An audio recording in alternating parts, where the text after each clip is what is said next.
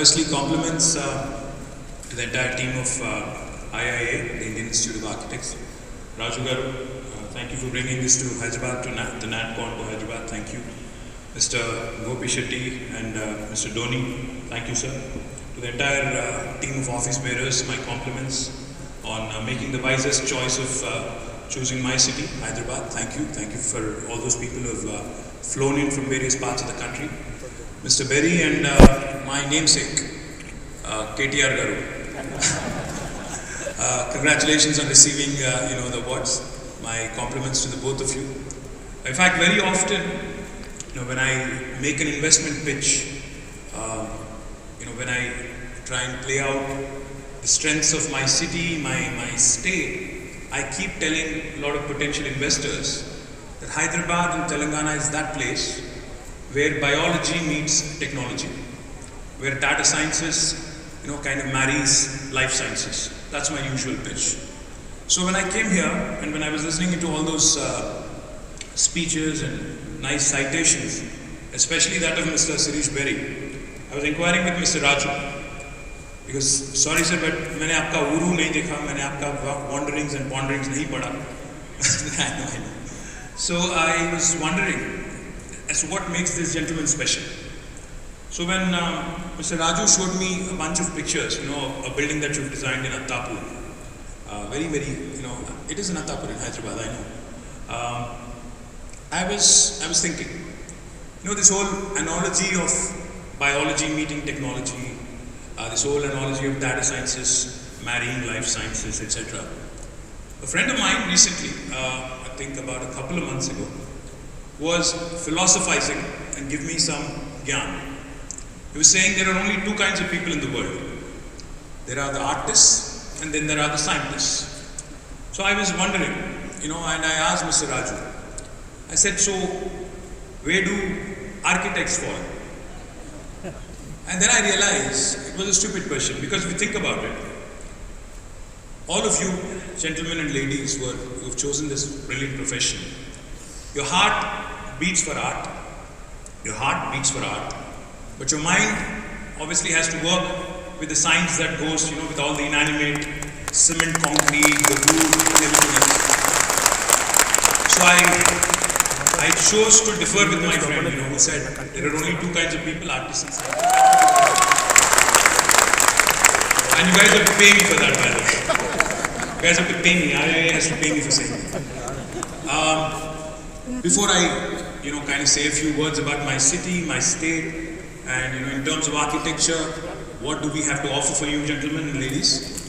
Let me quickly, since many of you are from outside of the state, let me quickly also bring you up to speed on what's going on in the newest, the youngest state of India, that is Telangana. This state, Telangana, was formed exactly 8 years ago, in June 2014. It was formed amidst a lot of apprehension, amidst a lot of doubts, amidst a lot of genuine concern, in fact, if I may add, about what would happen to the city, what would happen to the ethos, the culture, the social fabric. Would this government be discriminatory? Would this government actually, work in the lines of, parochialism, etc., etc. But let me share with you, in the initial days, I used to have a tough time selling my state, telling people, that I represent Telangana. Telangana is a name that doesn't easily roll, off your tongue. But today, after 8 years, I can tell you with a lot of pride, with a lot of happiness, the state has done exceedingly well, and we continue to grow and continue to grow at a very, very good pace. And in spite, and this is all despite of COVID, despite of demonetization, despite of a bunch of other things.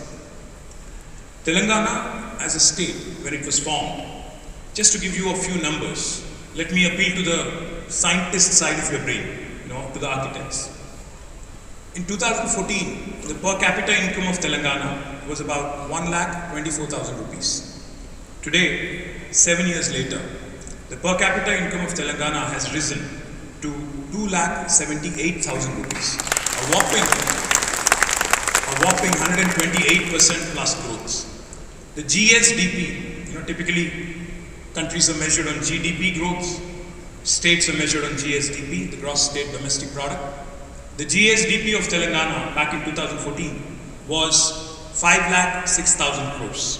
Today, the GSDP of Telangana is 11.55 lakh crores. In case you're beginning to doubt, because you hear way too many politicians, reel out numbers, you kind of tend to wonder if they're actually factually correct. My humble request to all of you, please look up the Reserve Bank of India's Handbook of Statistics released in October 2021, which has clearly said that Telangana, while it's the 11th largest state in Indian Union geographically, while it is the 12th largest state in Indian Union population-wise, we are the 4th largest contributor to India's economy. That's the progress Telangana has made over the last 7 years. As a state, we are only 2.5% of the country in terms of population. Out of the 138 crore people, we are hardly 4 crores. We are only 2.5%. But our contribution to GDP is 5%. Literally, we are punching double our weight. Now, that is the growth of Telangana. And the chief architect who's behind this brilliant story in the last 7 years is none other than our Honorable Chief Minister, Shri KTR Garu, who has not only led the movement, not only led the agitation for separate statehood, but continues to lead this state in a holistic and an all-round development. Telangana is that unique state where holistic really means holistic and integrated. We have our IT exports growing. Our IT exports back in 2014 were 57,000 crore rupees.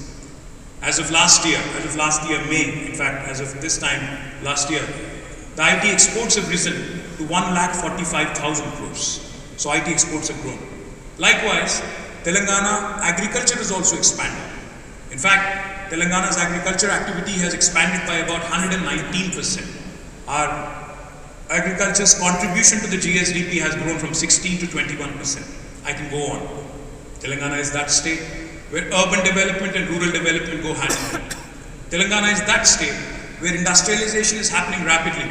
At the same time, we also have environment and green cover expanding by almost 7.7% in the last 7 years. A 240 crore plantation drive, hitherto unwitnessed, never been done in India, and it's the 3rd largest effort in human history. It's been done by the government of Telangana under a program, under a special caption called as Harita Haram, which literally means a green necklace for Mother Earth, and it has been tremendously successful. So Telangana is that state where you have all of these, typically juxtaposed, contrasting points of view going hand in hand. Let me also quickly share with you that we are a very urban state. In fact, Telangana, as we speak, is more than 46% urban. I am a firm believer that with rapid urbanization, suburbanization, we will be, a predominantly urban state in the next 5 to 7 years. You'll have majority of Telangana actually living in urban areas and minority living in rural areas. Now, what does it mean for us? I loved what Mr. Ravindran had said. He said, if you look at a city, and I really loved it because I'm the urban development minister, I have to grapple with this every day. If you think about a city as an artifact, it's by far the most complex artifact the human has created, is what you said. And I completely echo your sentiments, sir. I've been a minister for 6 years. The city has been growing. It's a good story. Of course, it's a good problem to have that you have more and more investments coming in, more and more people flocking to your state. But at the same time, if you don't keep up in terms of rapid pace, of infrastructure creation, if you don't keep up with how the city is expanding, the growth of city, then you are in for serious trouble. And I think that is the challenge that most of the world cities today face. That is the challenge that most Indian cities today also face. The fact also is, while Mahatma Gandhi may have said that India lives in its villages, which is a fact, 70% of India still does live in its villages, it is also a fact that India is run by its cities and towns. Our cities and towns are our economic engines, and we cannot afford to actually destroy them by way of not creating enough infrastructure, by way of not catering to the much needed urban needs of the citizens there. For instance, if you look at the city of Hyderabad, while we continue to be ranked right up there. Mercer, the last 2 years they haven't done the rankings because of COVID. From 2015 until 2020, 5 consecutive years, Hyderabad has been rated as the city with the best livability among Indian cities. So we're relatively better. We are relatively better than Bombay. We are relatively better than Bangalore for sure. We are relatively better than Delhi. We are relatively better than many other Indian cities. For those of my friends who are from outside of Hyderabad, when I say this, you might not like it, but we are certainly the city to aspire to beat among all Indian cities, because not only in quality of living, on purchasing power index, on safety index, on healthcare index, on cost of living index, quality of living index, property price to income ratio index, traffic commute time index, all of these parameters, we are actually ranked very high by Mercer and many other agencies. Hyderabad, in fact, our dream, our ambition. When you say something like what I'm about to say, I might look like a fool and I might even be laughed at, scoffed at. In fact, let me just take a slight detour. One of the things that always intrigued me about architects, was I think my first sort of exposure to the world of architecture, to the world of architects rather, was the book Fountainhead. I think like many of you, I read it during my college days. I didn't have any architect friends then. I didn't even have my friend Mahesh, who's sitting there, who had joined architecture at a much later stage. But when I read the book, I was intrigued. I was intrigued by the persona of Howard Roark. Because he's an interesting individual, interesting personality. That got me to think. That got me, to basically question, whether you conform to the stereotype, whether you conform to the existential realities of the world, or would you rather want to do something truly different and truly path-breaking? I think that's the dilemma any urban designer, any urban development minister, any urban development bureaucrat who's involved in this process has on a day-to-day basis. Because, the reason why I mention this is because city is growing. And I know this city is important for my state, for this country, because the top 8, Delhi, Hyderabad, Bangalore, and a few others, these are the cities that really drive the nation, whether we like it or not. And we have to make sure that these cities actually continue to perform, continue to do well. Otherwise, the economy, in fact, will tank. We know that. Now, the question we have, when we aspire and when we dream to be a global city, a lot of times my political opponents keep laughing at us, keep scoffing, saying, you guys are, dreaming a bit too much. It's a far-fetched imagination, etc. But I think unless you dream big, unless you think big, unless you think of the impossible, unless you dream of the impossible, you cannot aspire, you cannot actually become a world-class city.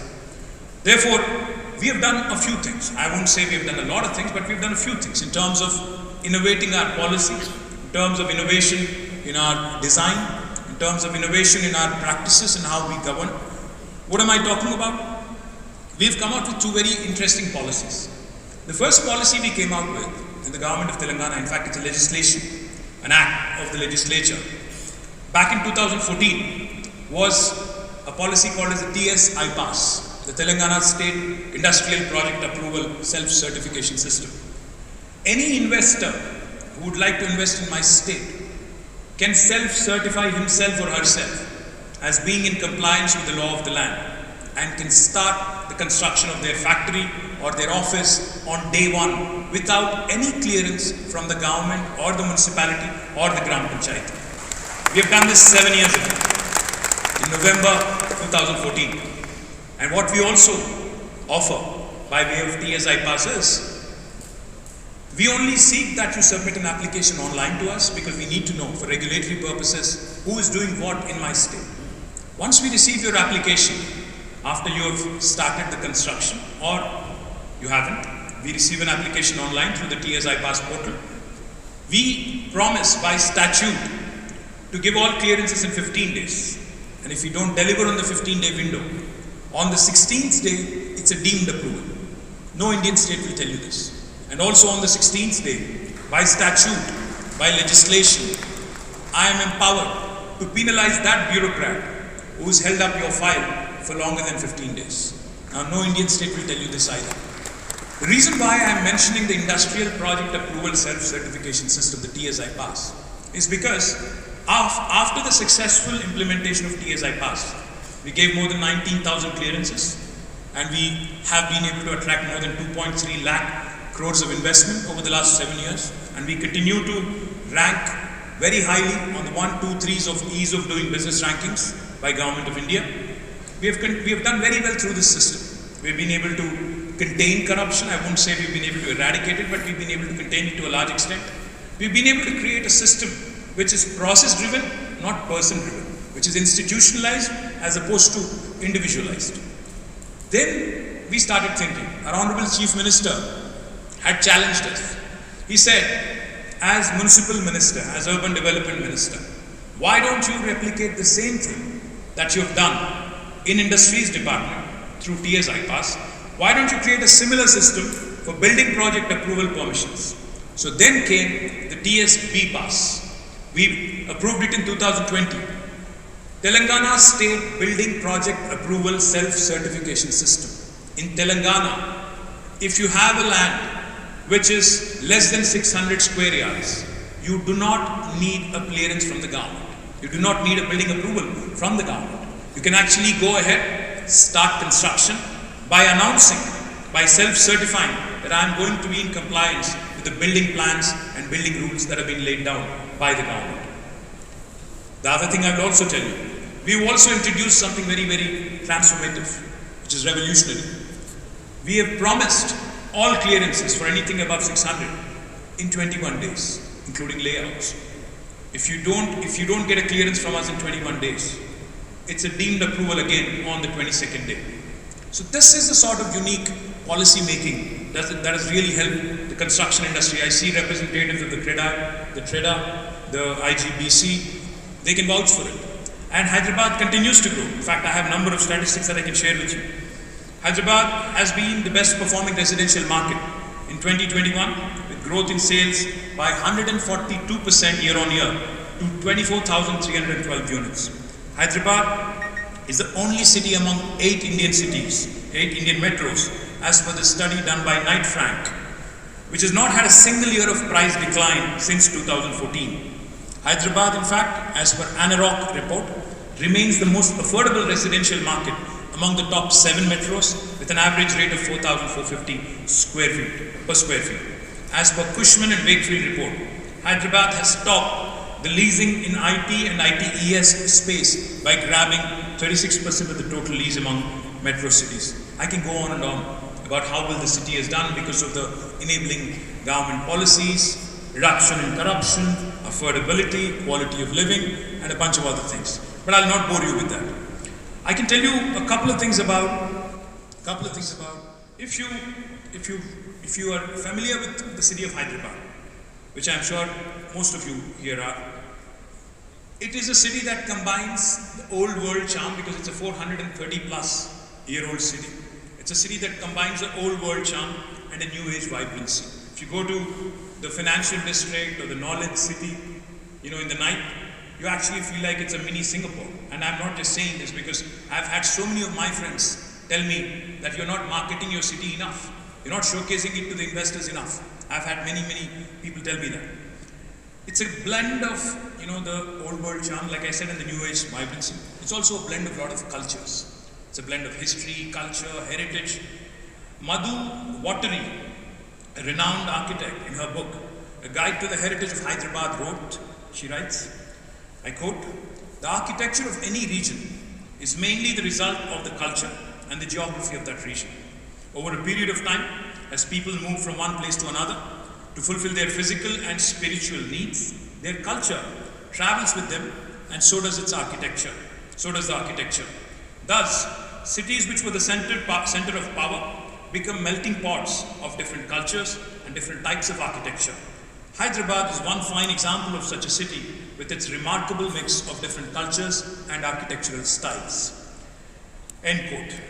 The city's blended architecture has produced some of the world-renowned buildings and structures, right from the Kakatiyas, who've built several thousands of temples, and dug mammoth tanks and lakes to the Qutub Shahi rulers who have laid foundations to the modern day Hyderabad. Many historians say that Hyderabad city was constructed on a grid plan inspired by the city of Isfahan, considered as a heaven on earth. Interestingly, Hyderabad's twin, the Secunderabad city, has modern English town architecture as it was home to a military cantonment of the British.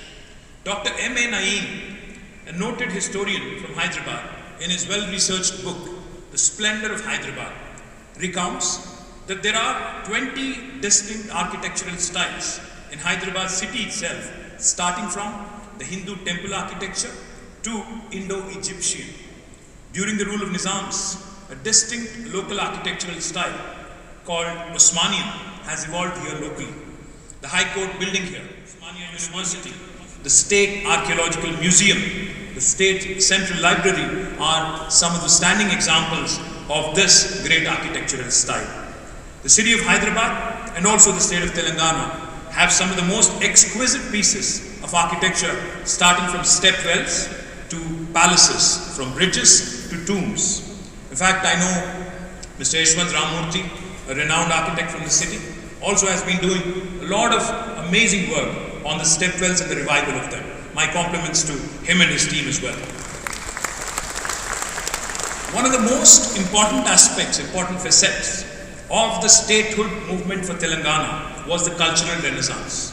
So as soon as the Telangana state was formed, we took up some major initiatives to preserve, promote and revive our historic structures. In the last 8 years, the state government has taken up and completed renovation and rejuvenation of several architectural wonders in the state. The most prestigious of these include the Mozam Zahi Market renovation project.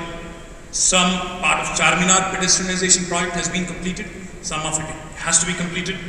The urban rejuvenation and renovation of Tank Bund, the Qutub Shahi tombs renovation, clock towers at Mehboob Chowk and Shah Ali Banda, stepwells at Gachi Bauli, Bansilal Pet, Baram Bavi, Badi Bauli, Lingoji Kudam and also Bapu Ghat, Metla Bavi at Warangal, Venkatram Bhavi at Narayanpet and several other stepwells were revived. Kali Kaman and Maulali Kaman are also being restored.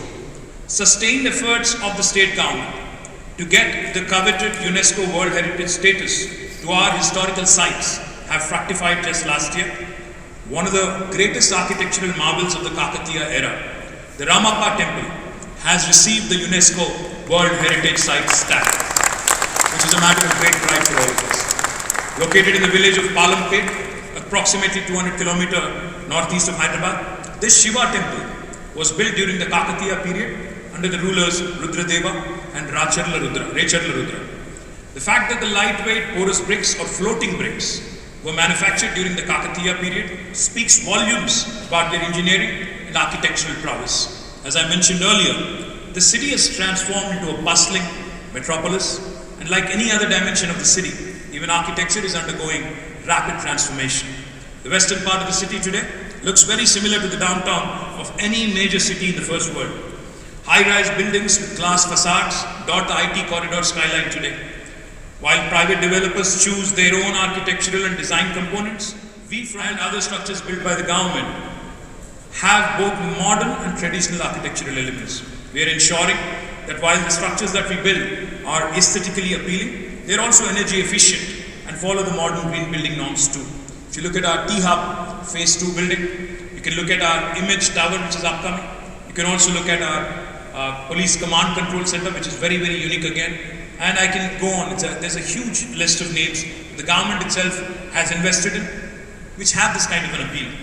The new Secretariat building, which the government of Telangana is currently building, also depicts, the design also depicts the Deccan Kakatiya architecture and culture expressing Telangana's quintessence. It follows all the Indian Green Building Council norms, meets the stipulations of fire safety, disaster management and other mandatory regulations. The Durgam Cheruvu cable bridge happens to be India's longest extra-dose cable stayed bridge. When our engineers wanted to build a normal bridge, concrete bridge, on that iconic lake, we deliberately, intentionally decided to build an iconic bridge that will become a symbol of human excellence. that we can co-locate and co-invent and partner in the growth story. Another thing I will also point out, there's plenty of other opportunities to collaborate and partner with the government of Telangana, and I request the local chapter to meet with us so that we can actually take this discussion forward. Once again, thank you very much for having me. Jai Telangana. Jai Hind.